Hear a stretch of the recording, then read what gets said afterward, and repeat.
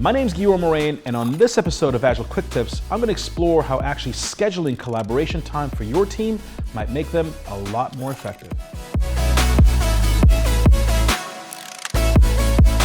Many Scrum teams, especially new Scrum teams, really struggle to find opportunities and reasons to collaborate, to work with each other. One idea is to actually schedule collaboration time. Put it on the calendar, maybe even make it recurring, let's say Tuesdays from 10 to 12. This way people know that there's a specific time where not only we've earmarked it for collaboration, but there's an expectation of collaboration. And so individuals can find opportunities and reason to actually work with others. Maybe it's to solve problems, maybe it's to innovate, or just to ideate and bounce ideas off each other. Whatever it is, actually creating an opportunity for collaboration plants the seed that this might be a way we work more together in the future.